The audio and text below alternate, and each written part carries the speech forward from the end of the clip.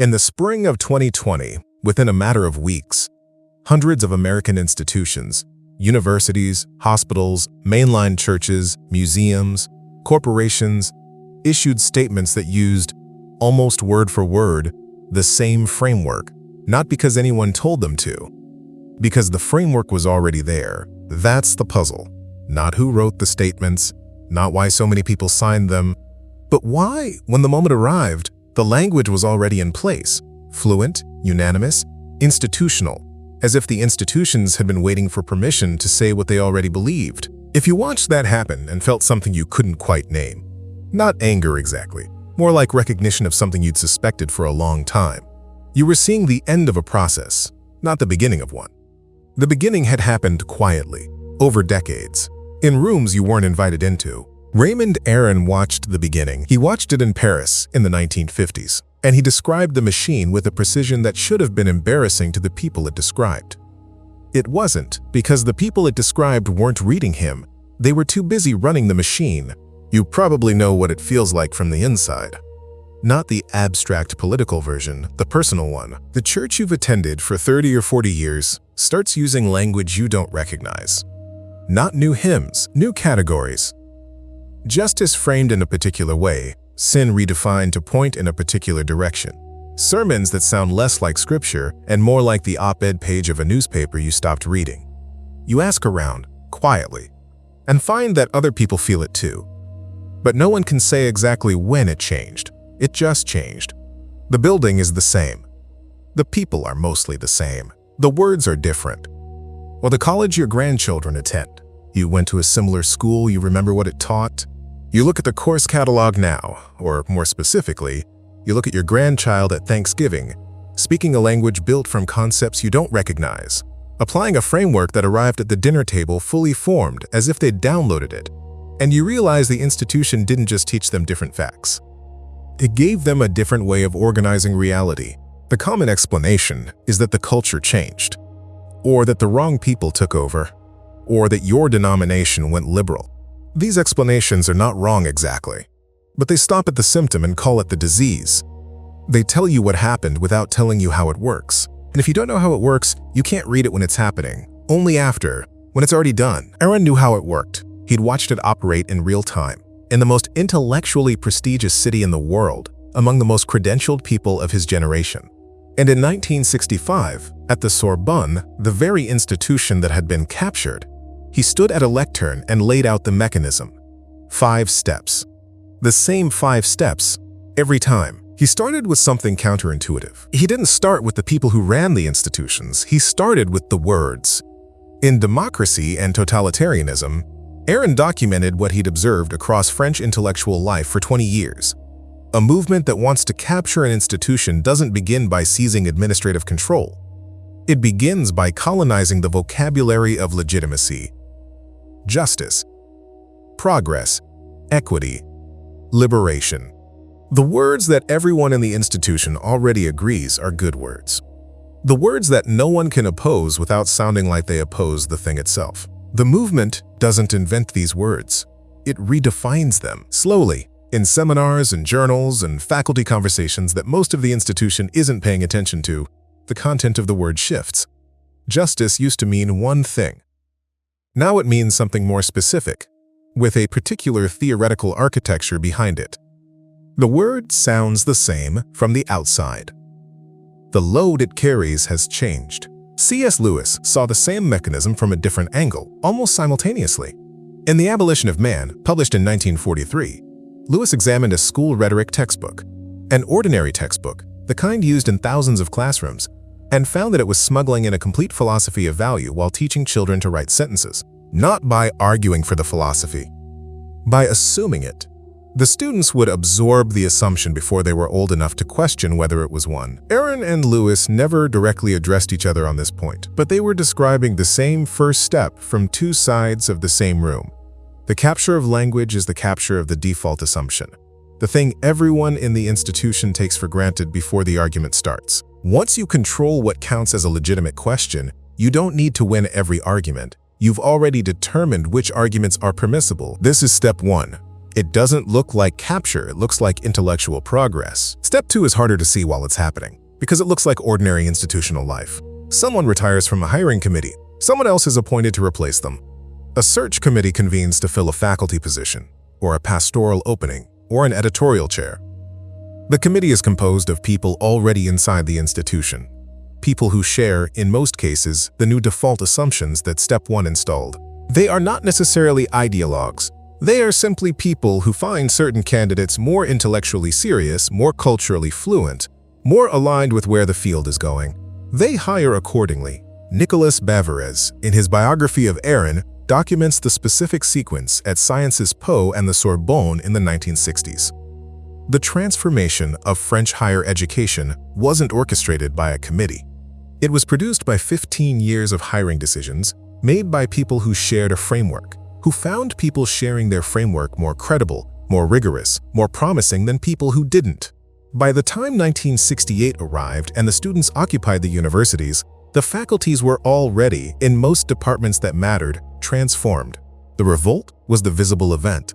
The transformation was the invisible precondition. The data from American universities tells the same story in aggregate. Research published by the National Association of Scholars and documented in the academic sociology of John Shields and Joshua Dunn in their Oxford University Press study, Passing on the Right, shows that the ratio of faculty political registration in humanities departments at elite research universities shifted from rough parity in the 1960s to approximately 9-to-1, or higher, by the early 2000s. The mechanism was tenure committees, not a conspiracy, a consistent preference, operating inside the normal gatekeeping function of the institution.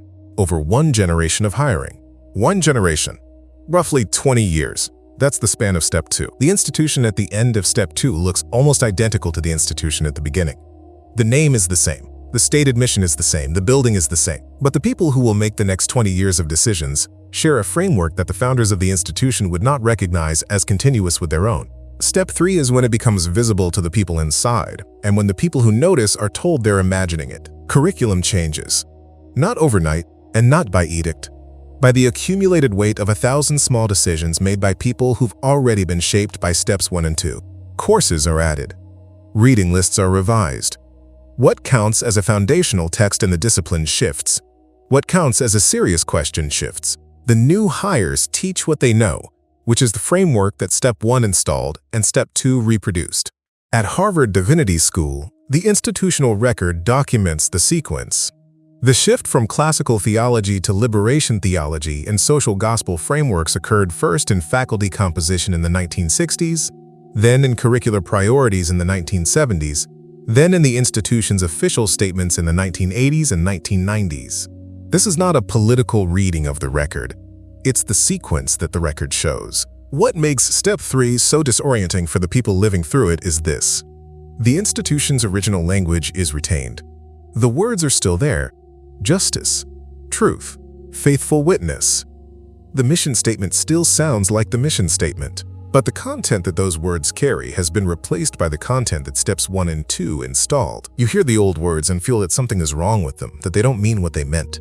But when you try to say so, you're told you're misremembering or resisting change or simply behind. Aron had a phrase for this that he used carefully: the retention of the form with the replacement of the content. He was describing Marxist movements in European politics. The phrase applies with uncomfortable precision to what happened in mainline American Protestantism in the second half of the 20th century. The United Methodist Church lost approximately 30% of its membership between 1967 and 2000. The Episcopal Church has lost roughly half its membership since the 1960s.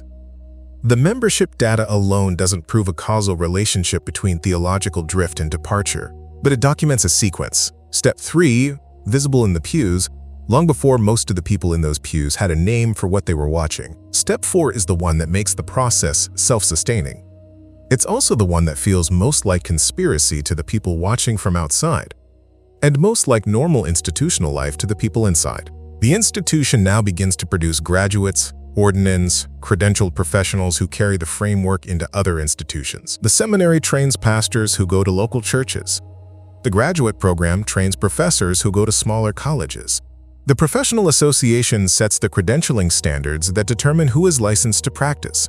The editorial board determines what gets published, and therefore what gets cited, and therefore what gets taught. Tony Judt called this the prestige cascade, a small nucleus of people in gatekeeping positions, editorial chairs, prize committees, hiring boards, accreditation bodies, shapes the output of an entire generation, not by issuing mandates, but by making thousands of small judgments about what is serious, what is credible, what is ready. Those judgments accumulate. The next generation of gatekeepers is produced by the current one. The cascade becomes self-sustaining. In 2017 and 2018, 3 academics, James Lindsay, Peter Boghossian, and Helen Pluckrose, submitted intentionally absurd papers to peer-reviewed journals in fields that had passed through steps 1 through 4. Several were accepted. A paper arguing that dog parks are rape culture. A paper submitting a section of Hitler's Mein Kampf, rewritten in academic gender studies language. Documented, verifiable, reported by the Wall Street Journal, The Atlantic, and others. What it demonstrated wasn't that the fields were staffed by bad people. It demonstrated something Aron would have recognized immediately, a gatekeeping mechanism that had been captured to the point where it could no longer perform its basic function, distinguishing serious work from parody. That's step 4. The institution's quality control mechanism now enforces the framework instead of testing it. If you want to take this framework and apply it to your own church, your own alma mater, your own professional association, not in general but specifically, with a diagnostic checklist for each of the 5 steps, that's what the institutional capture radar does inside the intellectual survival kit. It's designed to be printed, not just read. A 1-page diagnostic you can run against any institution to identify which stage it's currently in and what the markers of the next stage look like. The link is in the description. Now, here's what most commentary on institutional capture gets wrong and what Aron got right. Most commentary treats this as something done by one side to the other. The left captured the universities.